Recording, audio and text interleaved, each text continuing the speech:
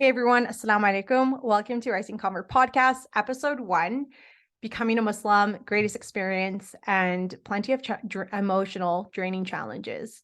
So I'm going to start off with part 1 of this episode, Becoming a Muslim, Greatest Experience. So when I first converted into Islam, into this new religion, I very quickly committed myself to this relationship with Allah subhanahu wa ta'ala.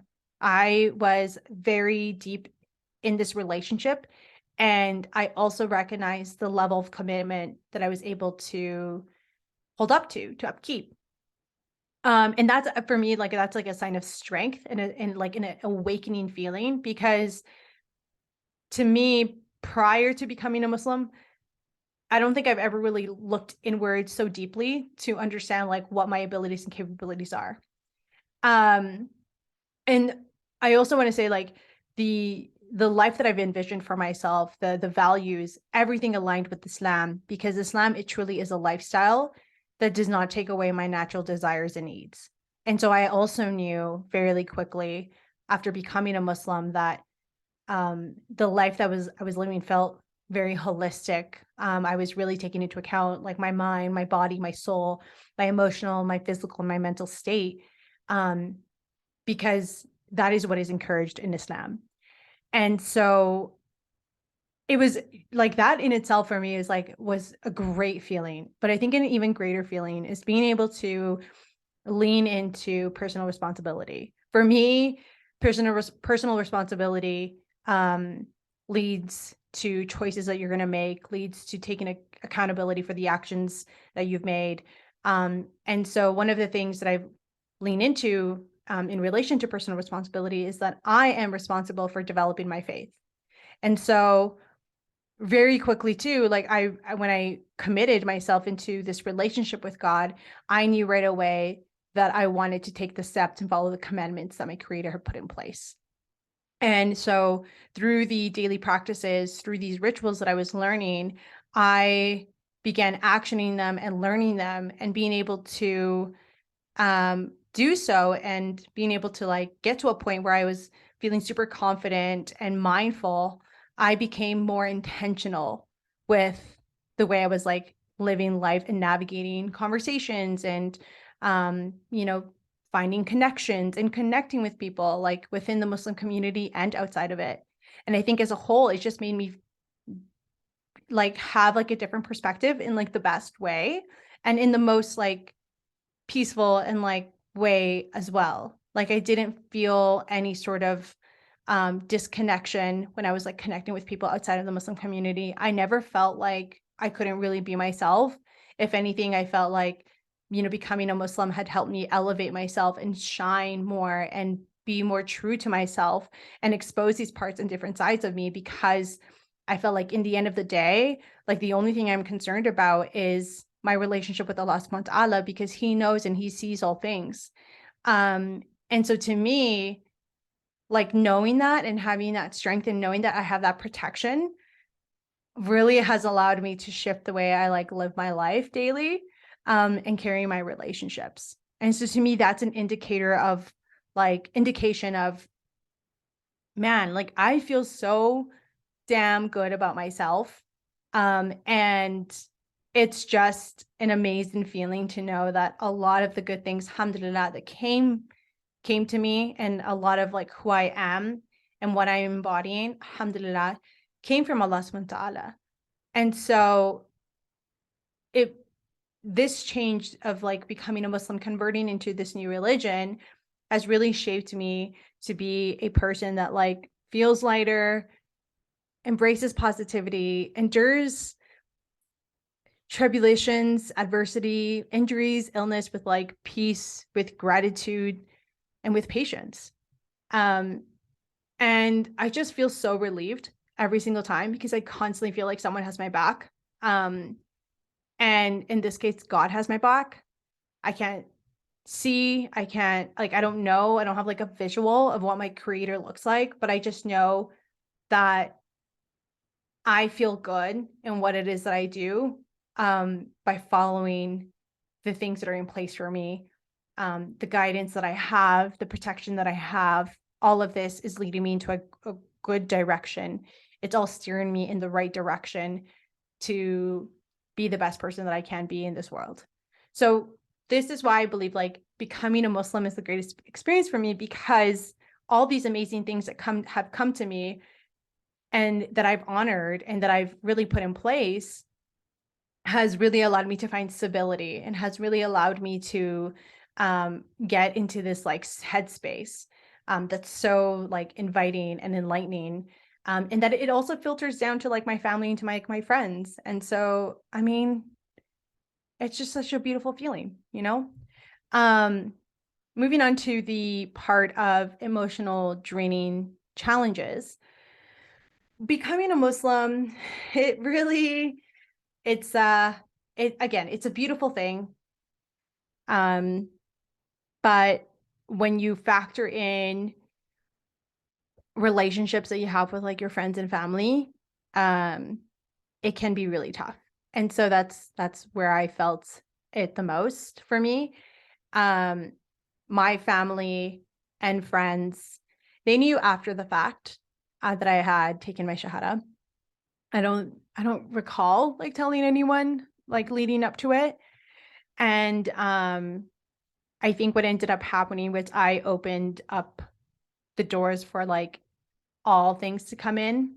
I consider myself to be a very empathetic person. I learned a long time ago that I can empathize with people, and empathy can be a weakness of mine.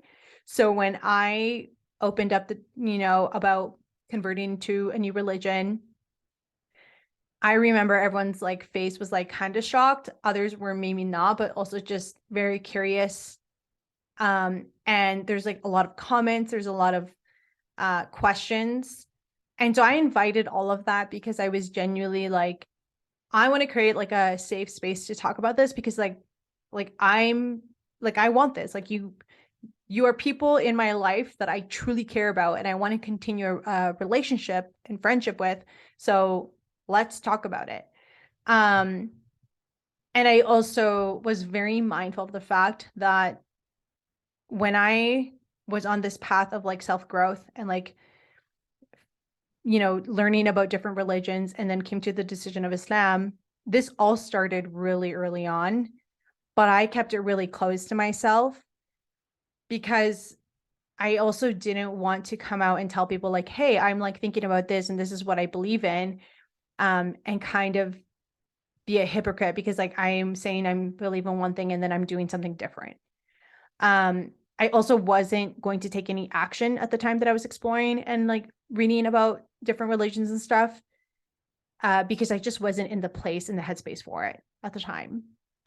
So I also recognized that like when things were happening, it may have come off abrupt. I was very surprised when actually like a couple of my family members were like, I'm not surprised, like I already knew, or like I had a feeling, or it's like you've always been different. And I was like, oh, okay, cool. Like those were easy. But I think the rest was just being able to create space for them to absorb and to like marinate the change, and to get comfortable with the fact that like change is going to continuously happen. And it may be happening at a speed that maybe like is uncomfortable and may create awkwardness. And so that's honestly like what I was trying to be mindful of. And I started taking on a lot of like my family members and my friends, like their feelings, and their concerns. And then on the other end, when I was, before I converted into Islam, I had joined a group, a halakha group with all these like beautiful Muslim sisters who were like supporting me and encouraging me and teaching me a lot. But what I also learned fairly quickly is that the reality is like culture does intertwine with the religion at times.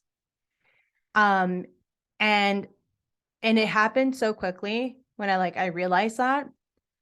Um, and I think the problem that happened there, or like I don't know if the problem is the right word, was because these were people that knew that I was learning so much more about the religion.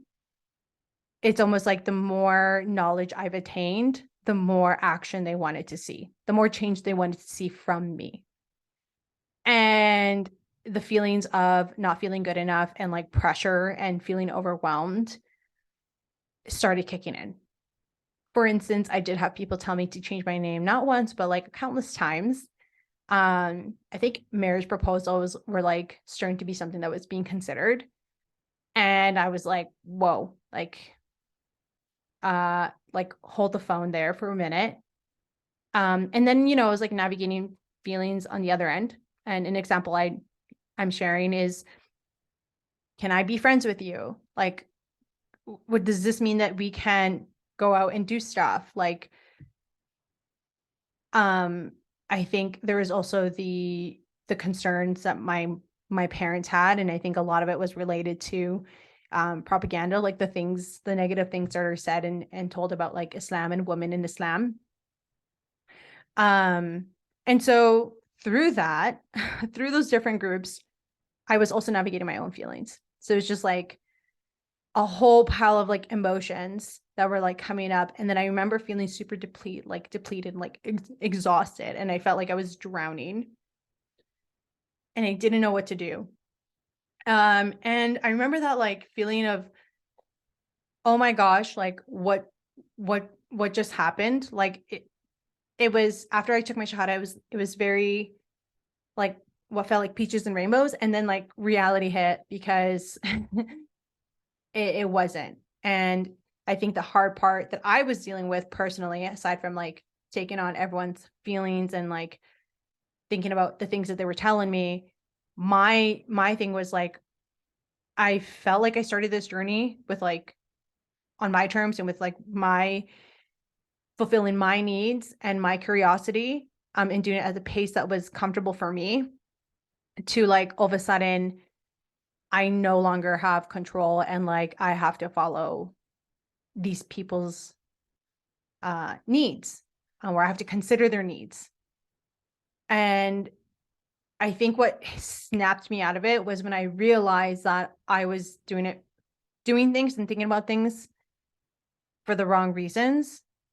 And I no longer was really thinking about like my relationship with God. Like, though I converted and I knew it was converting to Islam also meant committing to this deep relationship with Allah subhanahu wa ta'ala, I definitely can admit to the fact that I think that at that point, that peak where I was feeling so overwhelmed with like all these like feelings and emotions that were coming at me and like my own, that I wasn't thinking about that. And so because I lost sight in that and I realized that, I decided to like, I think like, I swear, like I went away like on like this little mini like trip, and so I started like making like prayer.